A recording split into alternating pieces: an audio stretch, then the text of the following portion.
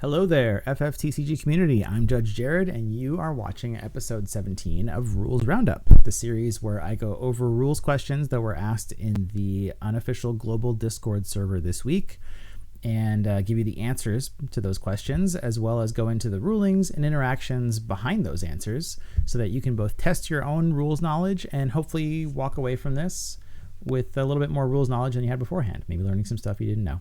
So that's what we're in for today, just like we are every time we have one of these rules roundups. So thank you for being here and for watching. This is an exciting week right now. We're kind of in that in-between period. People have some new cards in their hands from Opus 26, Gunslinger in the Abyss. And I know that most people had pre-release this last weekend. I know that in Canada, you guys unfortunately always have delays and don't get things on time. So my heart goes out to you in Canada who are still waiting for things while everybody else is opening stuff. I know it's the sad SpongeBob meme, right? But for most people, pre-release was this last weekend. People started getting their first chances to get new cards, play with the new cards and all that. And then this Friday is the official release of the set. In addition to being the official release of the set, Friday is also the date where they're implementing the new changes to the banned and restricted list, which was the big surprise announcement last week. So yeah, this Friday we're getting the Wind Cecil is being banned, 1CP Rosa is being banned, Unei is being restricted down to 1, and Dataluma is being busted out of jail. First time we've seen a banned card come back. So Dataluma is back for what that's worth. For those of you who are playing in local qualifiers this weekend, it's going to be a weird meta, what I'm calling a little micro meta. I'm playing in one of these LQs this weekend where because of the way that legality works with when a set is legal, for LQs, the new cards are legal 1 week after the set release, which is this Friday.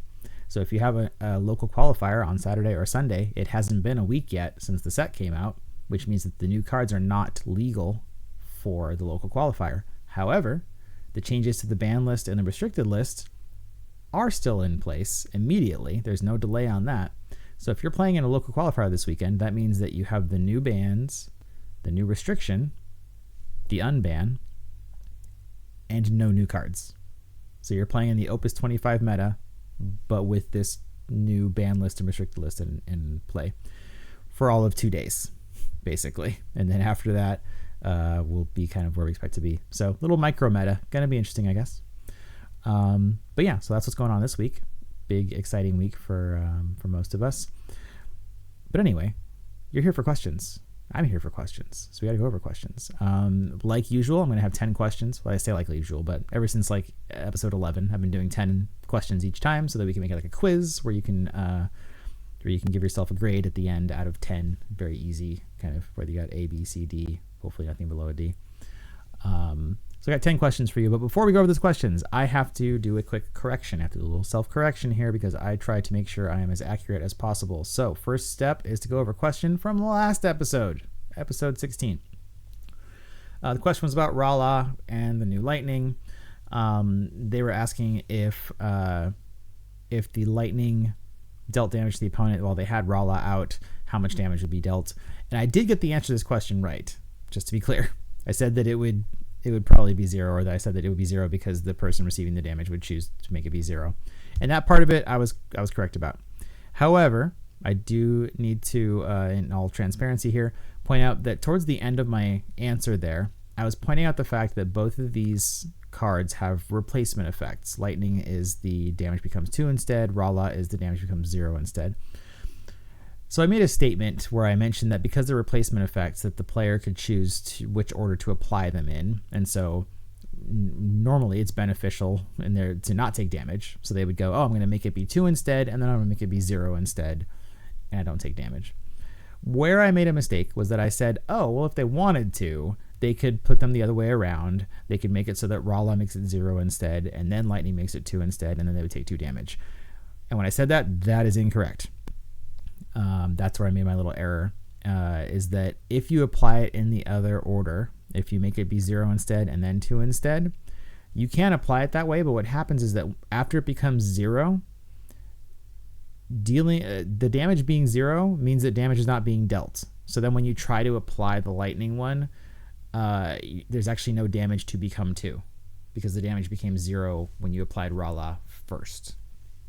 This also happens when you're doing multiple replacement effects with damage on a forward. If you have something that reduces the damage to 0, then what you can do is you can get it to 0 first, and then when you try to apply any other replacement effects, they all say when damage is dealt, do this to that damage, but now damage isn't being dealt anymore because it's been reduced to 0. So 0 damage is not considered taking damage.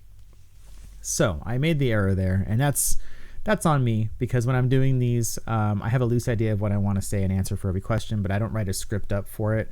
And so in that moment when I was going over the answer for that, I was just kind of, it clicked for me in the moment. I was musing out loud, oh yeah, the replacement effects. So you could choose to do it either way.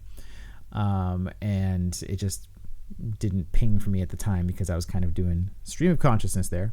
Didn't ping for me that if you do it the other way around, then the 2 doesn't even apply there. So just to make sure that I am as accurate as can be in either scenario, no matter which order you do for this, it'll end up being 0 damage. So apologies for my little inaccuracy there with that part of it. I don't think most people are going to choose to do it the other way, trying to take 2 damage anyway, but sometimes it's not about what's likely to happen. It's about understanding how the rules work. And so that means getting into things that are maybe not as likely to happen. Anyway, covered that. Let's get to this week's questions. The first few here actually are, I've supplemented a little bit. The first 3 questions that we're covering are questions where somebody actually tagged me specifically. So it wasn't necessarily in the unofficial server. It's where I was tagged to answer a question, maybe in some other Discord servers. So I'm starting with those. We got 3 of those, and then we'll have 7 of the ones from, from the unofficial global Discord. But the first one, spicy question to start off with, says, could you explain to me how party attacking with new lightning works with Spiceacilian? I didn't put lightning up here for the question because, to be honest, like this card's going to work the same no matter how you're doing the party attacking. So lightning's not really important for this. But most people, you probably don't know what Spiceacilian does, or maybe haven't seen it before now, so let's go over it.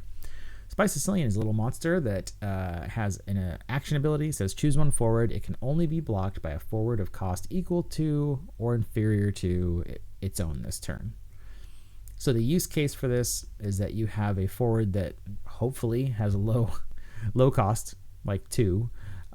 You use Spiceacilian on it, and then now it has this, there's this effect out there that says that it can only be blocked by a forward of cost 2 or less, let's say, if it is a 2. So if you attack with that, now it can only be blocked by a forward of cost 2 or less. Pretty straightforward there. Where it doesn't get straightforward is when we're talking about how to handle that in a party attack. And it's not a rule that's specific to Spiceacilian, but just there's any effect that makes a forward unable to be blocked in certain circumstances, or even just not even able to be blocked at all. There are some forwards that just say cannot be blocked. The way it works is that when a party is attacking, you have to look at if there are any restrictions on any of the members of the party on what and when they can be blocked. And if the blocker can block any individual member of the party, it can block the whole party. So that means if you had, for example, 2 forwards that were partying, and one of them straight up just says this forward cannot be blocked, but the other one doesn't have anything on it that affects whether or not you can block it, like there's no restriction on it, then if the forward can block that one with no restriction, it can block the whole party. So it's like the effectiveness of these effects, didn't mean to have that be so repetitive, but that's what happened. The effectiveness of these effects gets watered down in a party attack, because essentially it's like being sneaky, right? When you can only be blocked by certain forwards, it's being sneaky. You're getting it through without them being able to block you. But the sneakiness is only as good as the least sneaky person, right? So if you have a ninja and a rhino, well, maybe the ninja would have been able to sneak by, but the rhino is not nearly as incognito. So in the case of Spiceacilian, that means if you use this on a forward and you made it, okay, now it can't be blocked by a forward of, or sorry, it has to be blocked by a forward of cost 2 or less, because it can only be blocked by that. If it's partied with another forward that has no restrictions on what can block it, then a forward can be declared as a blocker as long as it was able to block that one with no restrictions in the first place. And then that means it's blocking the whole party, right? The party is, they're going as one at that point. So it's not like they're blocking one of them and not the other one. You're blocking the whole party. Now, if they both had an effect, right? If you had Paul, for example, Paul has an ability that says he cannot be blocked by a forward of cost 3 or more. Or maybe he works it the other way. I don't know. However he words it, I know that he can only be blocked by a forward of cost 2 or less. And then you had another 2 CP forward, and you use Spiceacilian on that forward. Okay, well now both of them have abilities that say they can only be blocked by a forward of cost 2 or less, which means now the blocker does need to be cost 2 or less, because it needs that just to be able to block either one of them individually, which means that's what they need to be able to block the party. Now you might be saying to yourself, what about this new lightning? Because they don't party attack together at first. We have the forward that comes in the middle of it, and then how does that affect things? The answer is that it doesn't, to be honest, because that lightning's effect will play the new forward in partied with her before you even reach the block declaration step. So the end result's the same, which is that when you move to block declaration, you have the forwards partied together already, and they either do or don't have restrictions on if they can be blocked. So to answer this question specifically, if lightning is attacking and then brings in Knoll, and then you use Spiceacilian on one of them, then it's pretty much ineffective because the other forward can still be blocked, which means that they can still declare a blocker, and then they're blocking the whole party. So Spiceacilian, not as spicy as you might think if you're trying to be cute with this, unfortunately. I imagine maybe they were thinking, oh, I'll use Spiceacilian on lightning first, and then when I add in the new forward, okay, well, they were only able to block this because of Spiceacilian, but it doesn't work that way, because as soon as you've added in that second forward, now you have one that is blockable. It makes the whole party blockable. All right, next question. Does Opus 23 Lilisette Special affect all forwards opponent controls, even the new ones that are played onto the field? Little side note. If you have known me long enough, you know that my 2 passions in this game are dancers and cadets. So anytime I get to answer a question that includes dancers or cadets, it's a good day. And this is one of those questions that I got specifically tagged in. So, I mean, winning right here, winning. Getting tagged specifically in a question about dancers. Anyway, the question, though, is about her special. So let's look at her special. Lilisette's special is called Rousing Samba, and it says, until the end of the turn, all the forwards you control gain plus 2,000 power, and all the forwards opponent controls lose 2,000 power. Right? That by itself, not too crazy. Just your forwards gain 2,000, their forwards lose 2,000. Cool. So they're asking about this effect. What's going to happen if you use this and they play a forward afterward? Right? Is that forward going to also have 2,000 less power? Is it going to have the same amount of power that it normally does? Like, how does this work? And so this gets into the idea of how like ongoing effects work and when they're applied. Because when Lilisette's special resolves, it creates an ongoing effect. The ongoing effect is that your forwards gain 2,000 power, their forwards lose 2,000 power. And the ongoing effect does have a point where it expires or stops being applied, which is the end of the turn. It says until the end of the turn. But what we're looking at here is when it is applied. So not when it stops being applied, but when it is applied. And it is applied in the case of any special, actually any ability on the stack that's resolving, it's applied when it resolves. Like that's when we're actually doing the thing. We're applying the effect, whether it's a single effect or an ongoing effect. And so when her Rousing Samba resolves, we're going to apply that ongoing effect to all the forwards you control and all the forwards the opponent controls. Now, what happens is that that's where it gets applied, and then now we have the expiration of when it stops applying. but it is not continually being applied in terms of like, it's not every time something enters, it's not going, oh, I'm applying to you, right? It's only applying at the moment that it resolves. So if they play a forward after Rousing Samba has resolved, it's not going to have 2,000 power less. It's not going to have lost the 2,000 power because it wasn't there when that effect was applied to everybody. You might be thinking, okay, well, what about field abilities, right? What if I have Maria out? Maria says, all the forwards you control gain plus 1,000 power. Or you might even be thinking of the lightning, the Sarah, that if you control three category 13 forwards, it then all the forwards opponent controls lose 5,000 power. Yeah, that's a better one because it's about the opponent's forwards losing 5,000 power. So you might be thinking about that and thinking, well, that affects everything, right? It affects the ones like when she entered the field, it affects the ones that come in later. And the difference there is that both those abilities, Maria and Sarah, those are both field abilities, and field abilities are constantly being applied. They're not like applied at one point and then you just go from there. They're constantly being applied. So they do create an ongoing effect the same way that Lilisette's does, but their application is constant, right? So when they enter the field, they're going to apply to whatever is out there.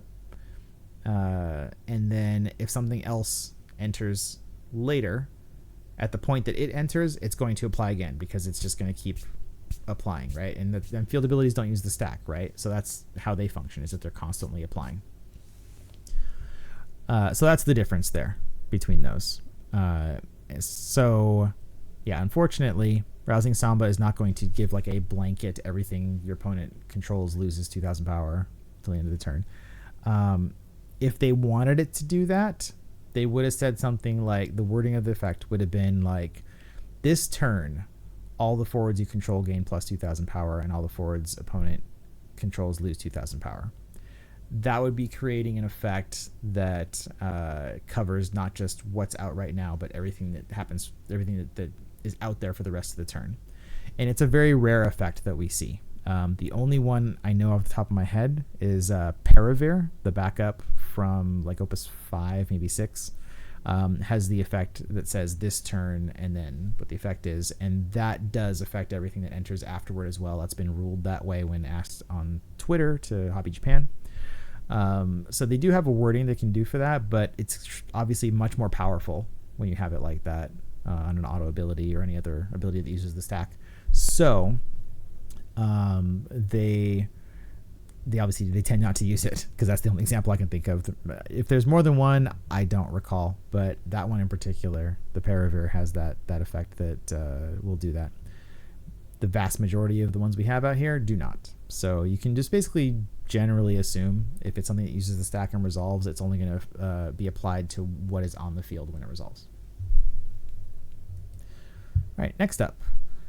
Pretty sure I know the answer, but ask for assurance. If two forwards are party attacking and a forward with first strike blocks, the blocker will deal its damage first, spread how it decides.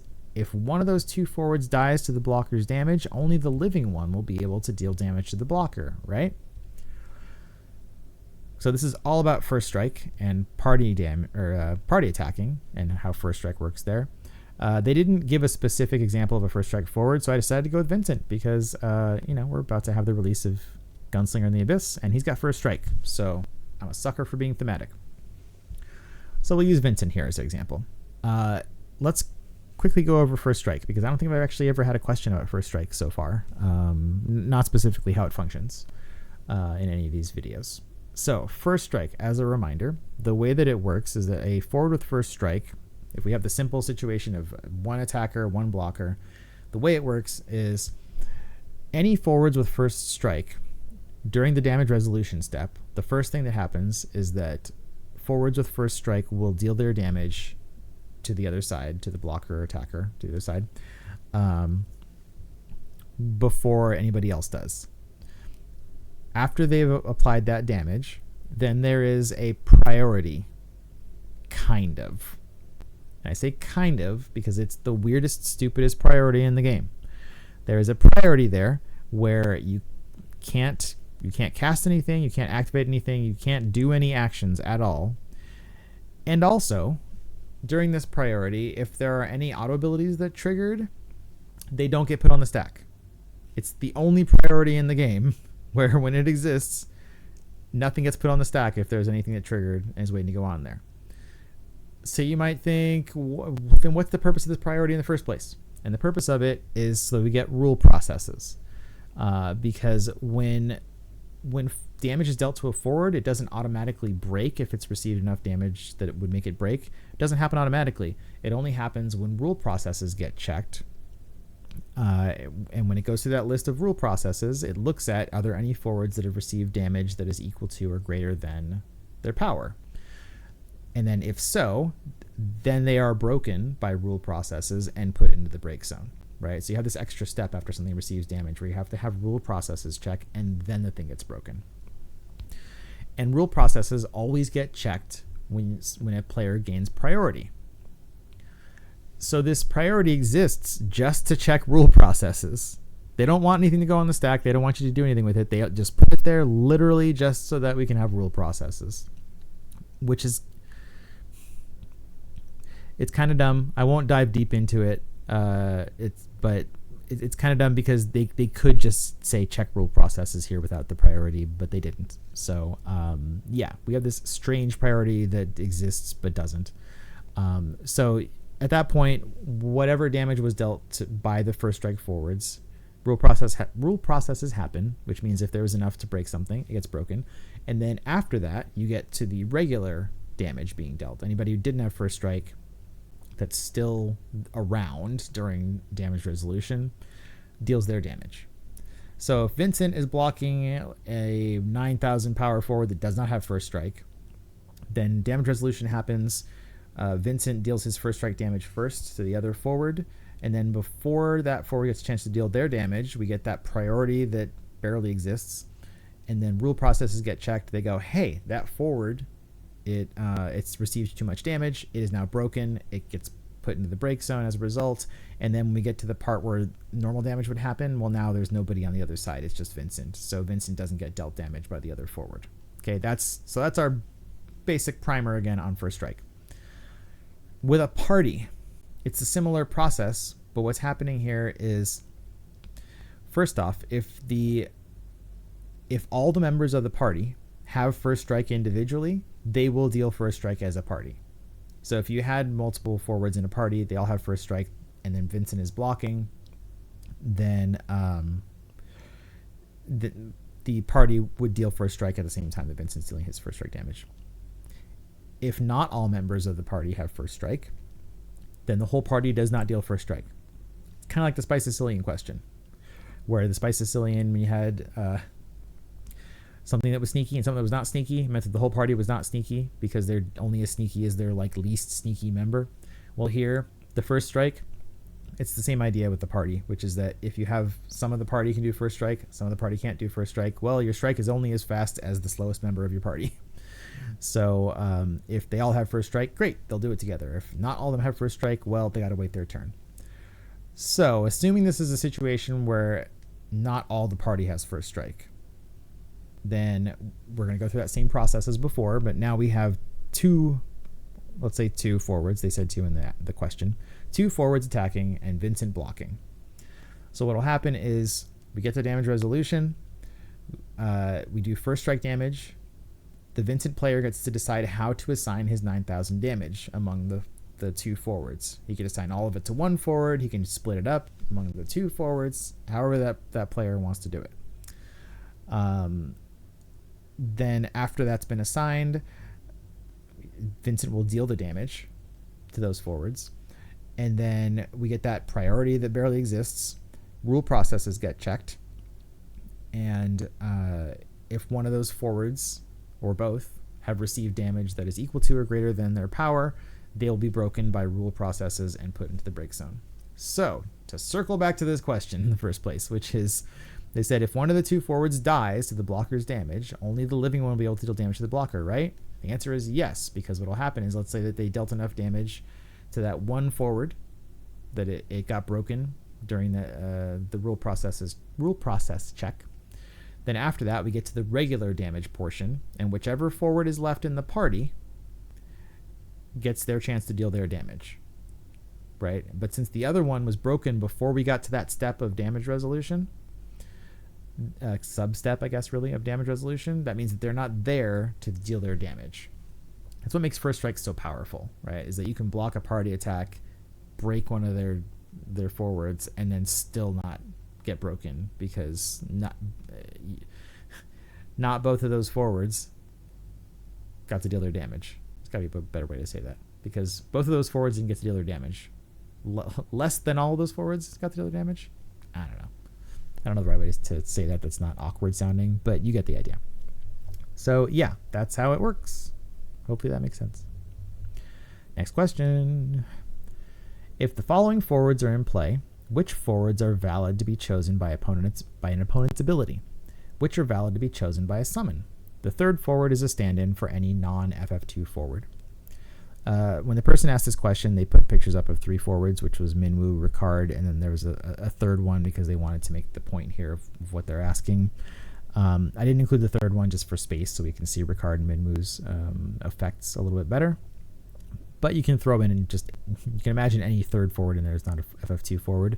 I'm going to give credit, though, to the person who asked the question, because their third forward that they included was the Opus 1 2CP Squire forward, which is a fire forward that's just 2CP. It's a Final Fantasy Tactics. 2CP, 5,000 power, no abilities, no text at all. And so props to them for finding like the most generic forward that's not FF2 to throw in there just to make the question as like simple as possible. So if you want to imagine that Squire, go on ahead. If you want to imagine literally anything that's not one of these two, you're probably fine. But let's go over what they do. So Ricard has a field ability that says if you control a category 2 forward other than Ricard, Ricard gains 1,000 power, and then in quotes here, so he gains the ability, summons and abilities of your opponent must choose Ricard if possible. All right. Then we have Minwu. Minwu has a field ability that says the category 2 forwards other than Minwu you control gain this forward cannot be chosen by your opponent's abilities. He also has a auto ability, but it's not important for this. Both of these, of course, are category 2 forwards. So Ricard has the summons and abilities of your opponent must choose Ricard if possible. Minwu has the category 2 forwards other than him gain this forward cannot be chosen by your opponent's abilities. So we have 2 questions here. One was, so we have these 2 plus that mysterious third forward that's not FF2. And the first question was, which forwards are valid to be chosen by an opponent's ability? Okay, great question. The thing about Ricard, so he has very similar texts to the 2CP Orin and the 2CP Charlotte that we see a lot more, which have that same must be chosen if possible. And the thing that always catches people up about those effects is those sneaky last 2 words they throw in, which is if possible. Must be chosen by a summons and abilities of your opponent if possible. And that's easy enough to understand when you have something like, for example, let's say your opponent played Limit Break Cloud, right? It breaks or chooses a forward of cost 3 or less your opponent controls and breaks it. So if you had Ricard and like Furion, 2CP Furion, you would understand that if Cloud gets played, that Cloud would choose Furion, and he can do that because Ricard is not a valid target for it. He's not a forward of costs 3 or less. So there, the if possible, super easy to understand because it's not possible to choose Ricard, and so because it's not possible to choose Ricard, you can just choose whatever with the Cloud there as long as it fits the criteria and can't choose Ricard. So the reason I bring that up is because the problem with the Minwu here is that Minwu gives Ricard an ability that says Ricard cannot be chosen by your opponent's abilities.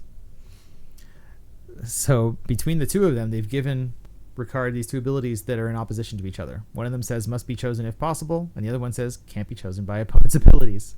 So in this case, Minwu actually handcuffs Ricard's own ability because now it's made so that Ricard cannot be chosen. And since he can't be chosen, we don't have to worry about the if possible for abilities because he can't be chosen by abilities in the same way that he wasn't going to be able to be chosen by that Cloud ability. So if you have Minwu, Ricard, and Mystery Third Person, then the valid forwards that can be chosen by an opponent's ability would be Minwu or the third forward, because Minwu doesn't give the ability to himself. It says the category 2 forwards other than Minwu you control. So, assuming there wasn't other restrictions on it, if it was just choose a forward or choose a forward your opponent controls or something, they could choose Minwu or they could choose that third forward. Now, the other part of this is which are valid to be chosen by a summon.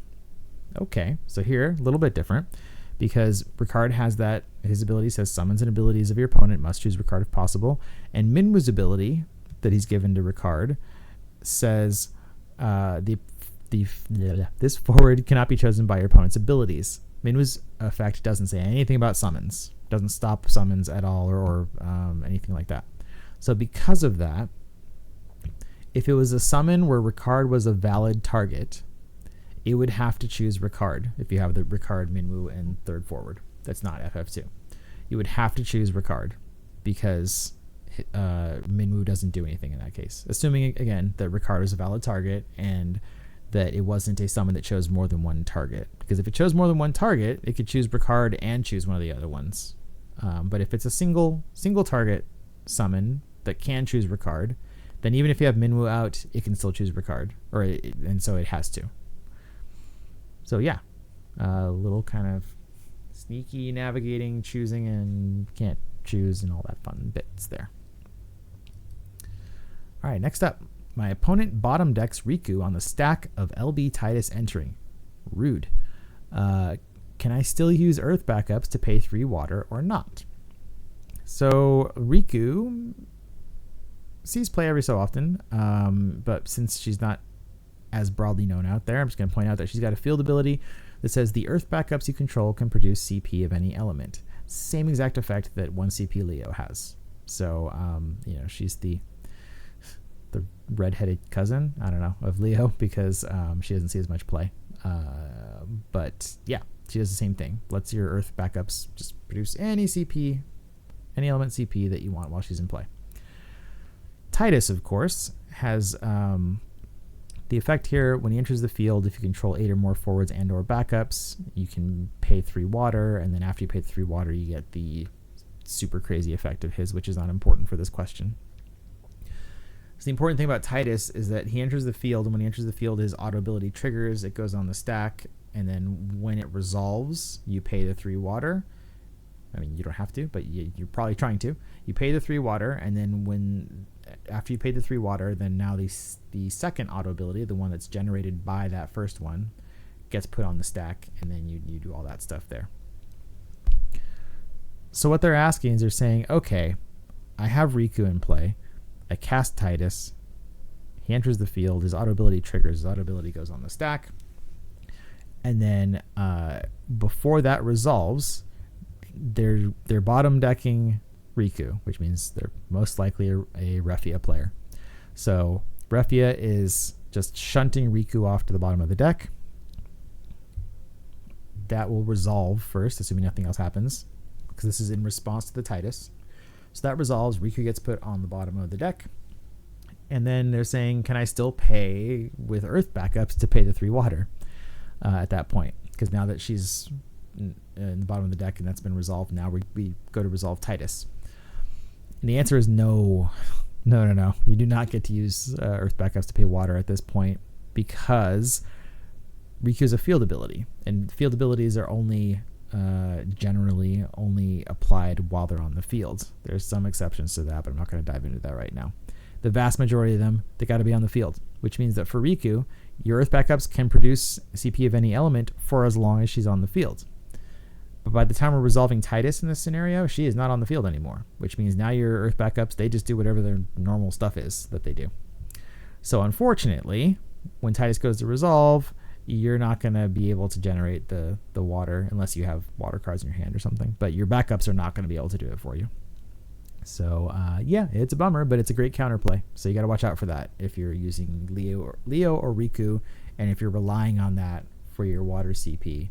If they have a way to get rid of them before Tidus's auto resolves, the initial auto there, then yeah, you can be hosed.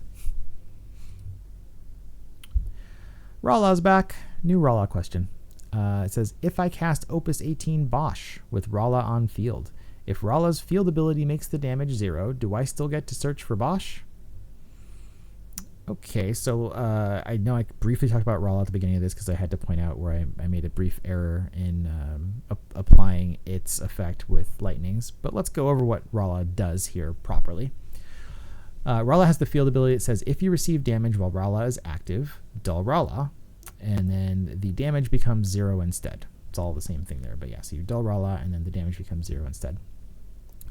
Basch has the auto ability. When he enters the field, it says when Basch enters the field, you may receive 1 point of damage. When you do so, search for one fire or earth character other than card name Basch and add it to your hand. So with this person, what they're asking is they're saying, all right, I control Rala. Rala is active. And then Basch enters the field. Play Basch somehow. Basch enters, the auto ability triggers, goes on the stack. That auto ability resolves, and I say, yep, I'm going to take a point of damage.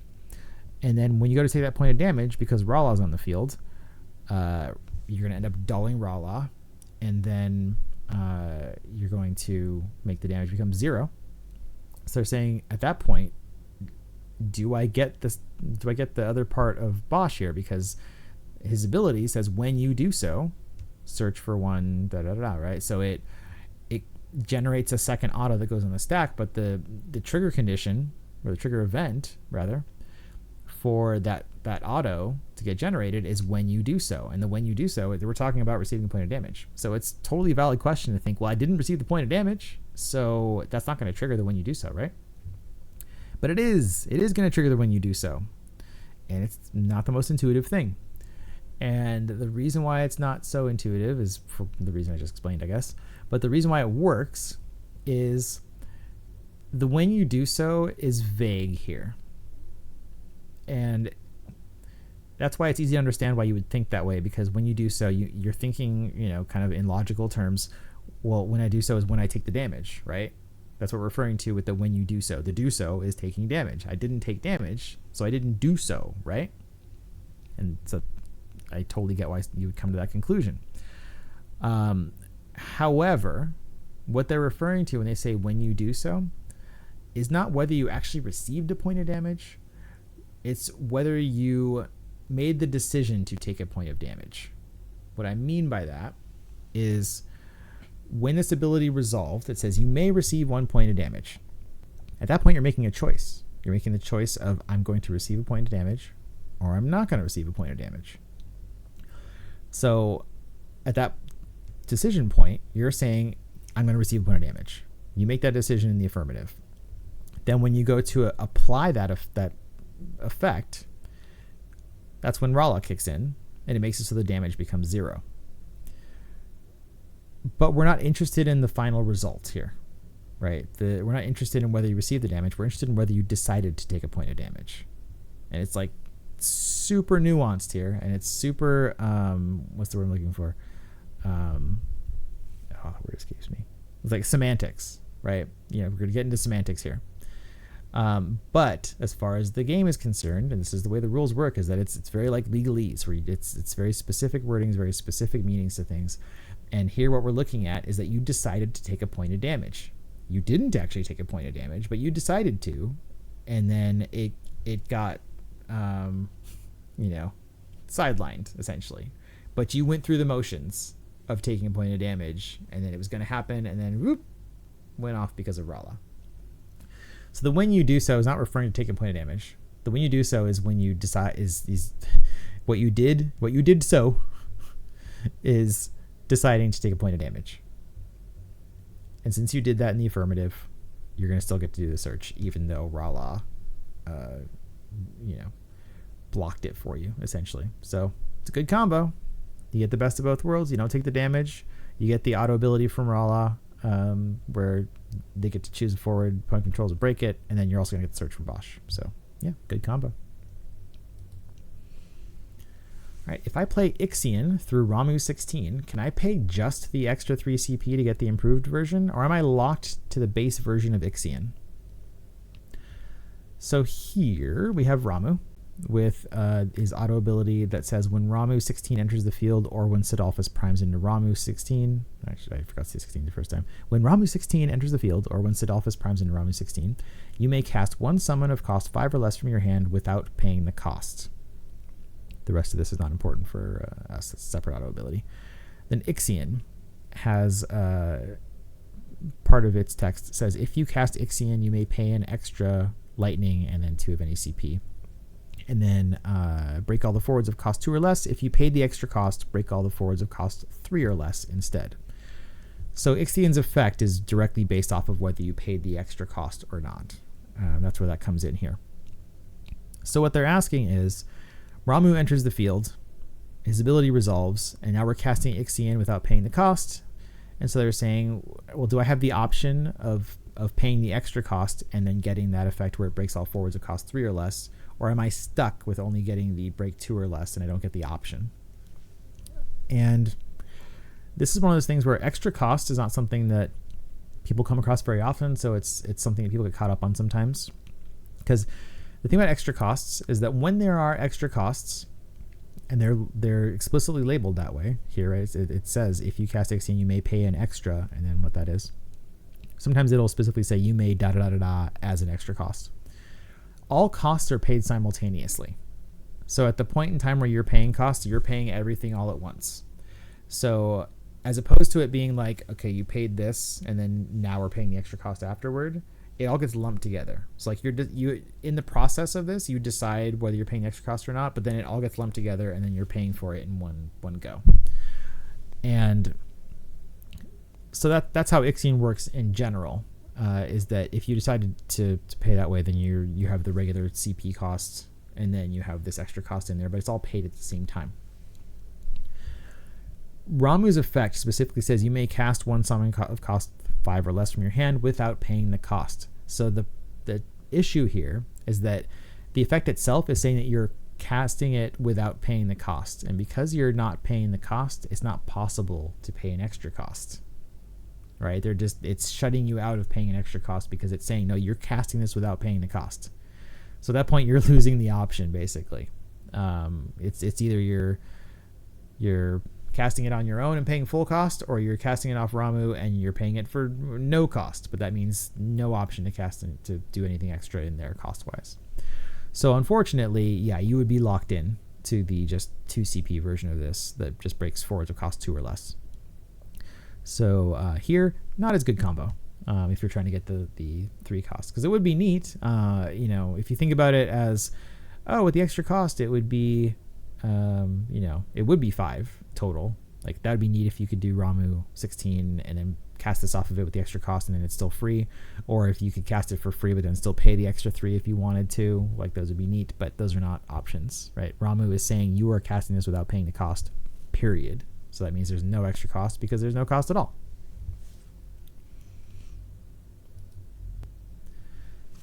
All right, next up we have, if I cast Eiko, reveal a summon, and cast it off her ability, triggering Unei, how does the resulting stack look, and in what order does the summon and Unei ability resolve?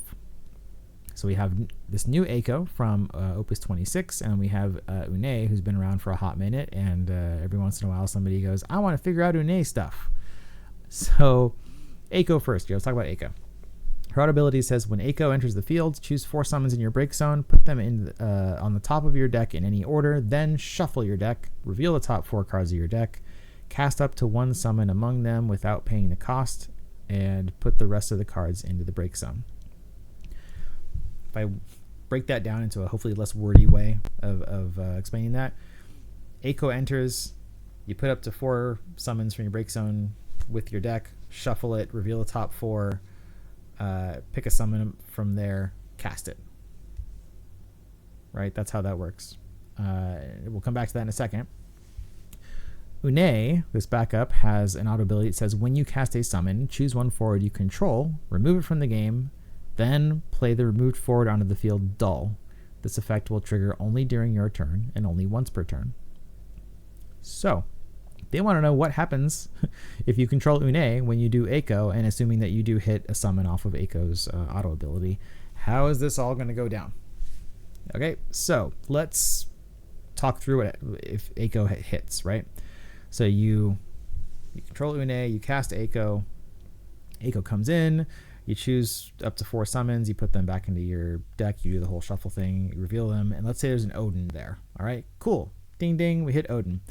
So at that point, it says cast up to 1 summon among them without paying the cost. All right, cool. We're casting Odin. And then because we're casting Odin, it's going on the stack, it gets cast, and then at that point, ding, we've got Unei has triggered, because Unei's trigger event is when you cast a summon. As a reminder, auto abilities, they trigger immediately when their trigger event happens, but they have to wait until a player gains priority to be put onto the stack. So Unei triggers right away, but she's got to wait to be put on the stack. So Eiko, we've put the Odin on the stack, and then it says put the rest of the cards in the break zone. Okay, so Odin's on the stack right now, and Unei has triggered. We've now finished resolving Eiko's ability, which means that now as soon as the active player gains priority, Unei's auto ability goes on the stack. When it goes on the stack, it says choose one forward you control. I'm assuming that when they're asking this question, that they're going to choose Eiko with Unei's ability. So we got Odin on the bottom and Unei here. We're going to choose Eiko with Unei's ability, and then we go to resolve Unei. Okay, we're going to remove Eiko from the game, and then we're going to pop her back onto the field dull. Cool, we did that, and because she just entered the field, now Eiko's auto ability triggers, because the trigger event is her entering the field. It triggers and goes on the stack, so now we've got the Odin on the bottom, still chilling, and then we got the Eiko auto ability there, and then we're going to resolve Eiko again. So we're going to pick 4 cards from our break zone, put it into the deck, shuffle, reveal top 4. If there's a summon there, we're going to put that on the stack. Let's say it's a Shiva this time. All right, cool. We hit Shiva. Yay. We put that on the stack. Now we have Shiva on top of Odin on the stack. It's not going to trigger Unei because Unei says she only triggers once per turn.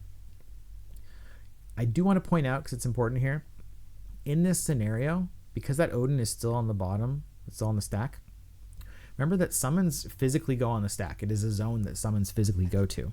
So when you do that second Eiko auto ability, that entry ability, that Odin is not going to be in the break zone for you to choose to put back into the deck. The Odin is still on the stack waiting to resolve. It's not going to be eligible for you to put back into the deck there. So just be aware of that.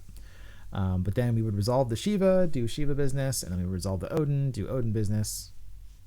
Voila. We did it. So, yeah, that's how the resulting stack looks and the order that it resolves in. And part of this is understanding the idea that auto abilities have to wait until a player gains priority to be put on the stack. And part of this is also the idea that you can't interrupt an effect while it's resolving. You have to resolve it completely before anything else happens. And because Eiko's ability, because part of the effect is cast up to 1 summon among them, the casting process involves putting the summon on the stack, choosing targets, all that stuff there. So that's part of resolving Eiko. So all of that is happening before Unei even has a chance to be put on the stack. So yeah, short version of that was you resolve Eiko, summon gets put on the stack, triggers Unei. Unei does her target, Unei resolves, Eiko enters the field again, Eiko triggers, picks a summon, that goes on top. The second summon that was picked resolves, and then the original summon that was picked resolves. Okay, next up, we got more stack questions. This is a 2-part question, so I've split it up on 2 different slides here because I wasn't going to fit all on one. So how does the stack form when multiple things trigger at the same time? If 2 or more of my triggers happen at the same time, I have been assuming I order the triggers in any order I want. A good example of this would be Axstar. He has 3 enter the field abilities that all trigger at the same time, and this is going to get continued, but we're going to answer this part of the question first, and then we'll get to the next bit. So yes, Axstar does have 3 abilities that trigger all when he enters the field. First one is when Axstar enters the field, dull and freeze all the forwards other than cost 3. Second one is when Axstar enters the field, you may play 1 fire or ice forward of cost 3 or less from your hand onto the field. The third one is when Axstar enters the field or attacks, choose 1 forward opponent controls, deal it 3,000 damage for each forward of cost 3 you control. So yeah, when he enters, all 3 of those trigger, and the person who's asking, they absolutely have it right. When when you're putting auto abilities on the stack, if you have multiple auto abilities going on the stack at the same time that are all your auto abilities, you do get to put them on the stack in whatever order you wish. So in the case of Axstar, you have all 3 of these, and you can put them on the stack in whatever order you wish. You get to decide. You have ultimate power there. So yeah, the person is correct here. That's how it functions when you have multiple auto abilities all going on the stack at the same time. Could be from the same character, could be from different characters, but if they're all going on the stack at the same time, then yeah, you order your auto abilities in whatever order you like. Now, the second half of this. What happens when something happens and triggers for both players occur at the same time? For example, if Lastwell enters the field from Curilla's ability while another player controls Sid Reigns. Does it matter whose turn it is? How do the triggers get stacked? And also, when exactly are targets chosen for something like Lastwell? Okay, we have a few different questions here. But what's going on now is that the first half of this question, was about when you have multiple triggers that are all by the same player, all going on the stack at the same time. How do we resolve that? Now, we have auto abilities that have triggered from both players that are being put on the stack at the same time, and it's how do we resolve that? I should go over what these are, I guess. So Lastwell says, when Lastwell or a Job Knight enters your field, choose one character, dull it, and freeze it. So his triggers from himself or another knight entering the field. And then Sid Reigns has an auto ability that says, when a forward enters your opponent's field other than from their hand, you may put Sid Reigns into the break zone, and when you do so, break it. So they said this is a situation where it's Curilla. So Curilla flipped over 5. At least one of those was Lastwell. They play Lastwell. So Lastwell's auto ability triggered because his trigger event was him entering the field. And then Sid Reigns' trigger event is when a forward enters your opponent's field other than from their hand. And so in this case, it was entering from the deck. So they both triggered. They both went ding ding, and they're waiting to be put on the stack. So they want to know how this goes, and they did say, does it matter whose turn it is? And yes, it does matter whose turn it is. The reason why is because the way that this process plays out is as soon as a player gains priority, which after the Curilla effect resolves the active player, whoever's turn it is, the active player will gain priority. And at that point, they will put whatever auto abilities that they have that triggered on the stack in whatever order they want, the same way we did with Axstar a second ago. And then after that, the non-active player, the player whose turn it is not right now, the non-active player will take any autos that triggered from them, and they'll put them on the stack in whatever order they like. So that's going to mean that the non-active player's autos are going to resolve before the active player's autos resolve. So it does matter whose turn it is, because if it's the Lastwell player's turn, then Lastwell's abilities are going to resolve afterward, and anything else that triggered from there is going to resolve at the bottom of the stack. And then the Sid Reigns player, any of their autos are going to resolve first. If it's the other way around, if somehow we've Curilla'd on the Sid Reigns player's turn, then the Sid Reigns player is already not having a good time if that happened. But if it did happen that way, then we would flip it around. When the active player gained priority, which would be the Sid Reigns player, they would put Sid Reigns' auto ability onto the stack, and anything else that triggered, and then after that, Lastwell and anything else, any other autos from that player would put on the stack on top, and then in that case, Lastwell and that player's autos would resolve first, followed by Sid Reigns. So yeah, you just want to always remember when there are multiple autos waiting to be put on the stack at the same time, active player puts theirs on first in whatever order they like, and then the non-active player puts their autos on top of the stack in whatever order they like, so that the non-active player's autos are going to resolve before the active players. That's just general rule across the board for things. Last question for today. Can someone explain why a forward with a sack effect for cost can target itself with that sack effect? I know it's possible, for example, to have Tread sack himself to target himself, but I'm not sure mechanically why it works.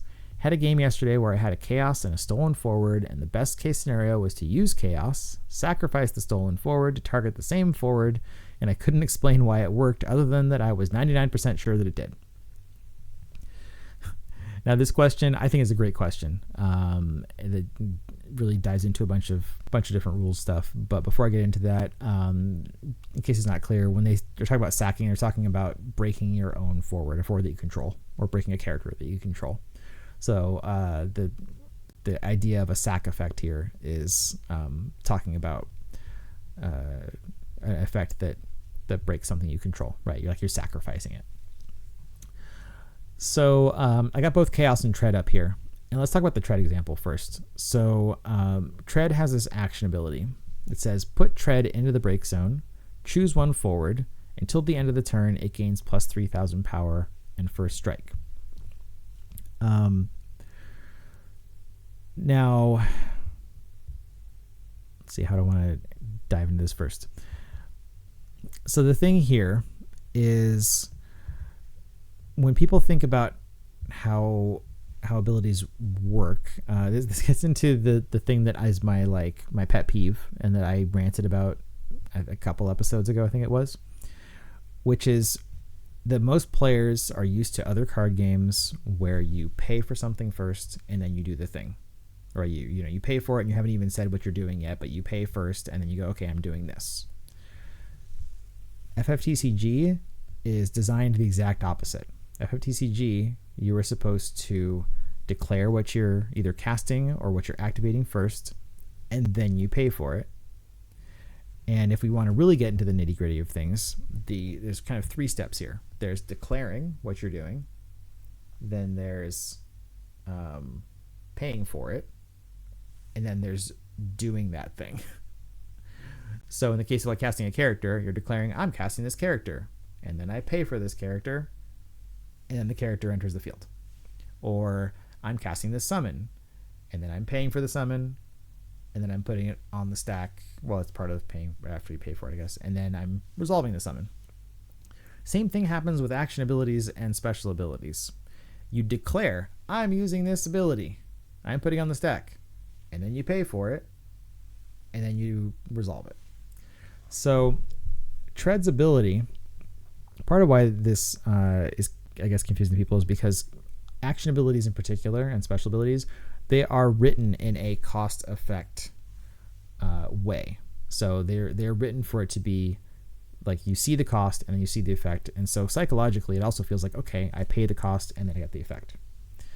But if we get into the real nitty gritty of how this plays out, the way that it's written in the rules is that, as I said, you declare what you're doing. So you would say, I'm using Tread's action ability. And then after that, you because you're saying you're doing that, you're going to put it on the stack.